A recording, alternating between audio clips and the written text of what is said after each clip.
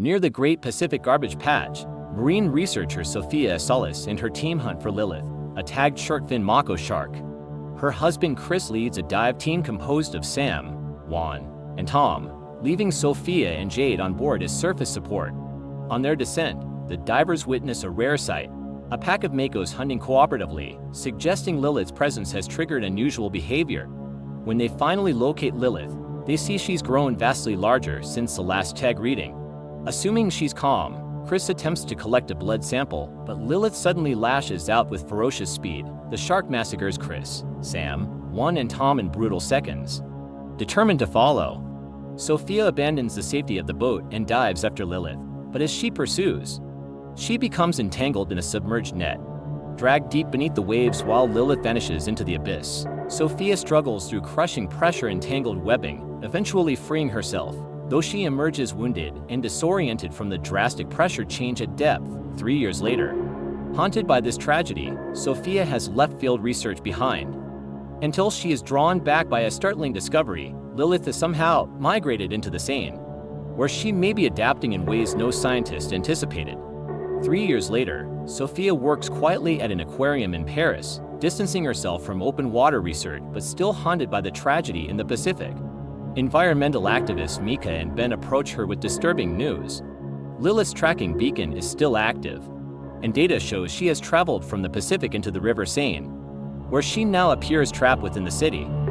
The situation becomes more urgent when a man is discovered dead along the riverbank, his body bearing unmistakable shark bite wounds, which prompts police diver Adil to recruit Sophia for her expertise in locating and destroying the predator. Mika and Ben, however, interfere with the operation by deactivating the beacon.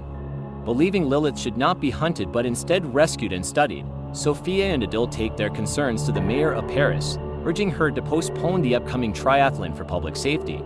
The mayor refuses, stressing that the event is vital for international visibility in the lead-up to the Olympic Games, where billions of euros have already been invested.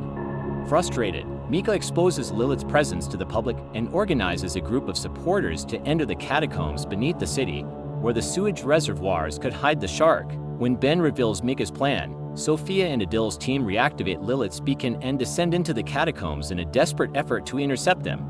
Mika activates a powerful sonic pulse to lure Lilith toward the gathering point where her supporters have assembled, then recklessly swims out into the middle of the underground reservoir. Adil's team arrives just as Lilith emerges from the depths, accompanied by a juvenile shark, shockingly revealed to be her offspring. Despite urgent warnings from Sophia and Adil, Mika ignores them, convinced she can prove that Lilith is not dangerous. She even reaches out to pet the juvenile shark, a moment that briefly convinces her followers. Before Lilith suddenly strikes with lethal force, the massive shark kills Mika instantly, sending the entire group into chaos. Panic erupts in the dark tunnels, resulting in a frantic stampede that causes numerous injuries and ultimately 12 deaths, among them Ben and Leopold, a police officer from Adil's unit. In the grim aftermath, Sophia and Adil examine the juvenile's carcass, only to uncover disturbing truths.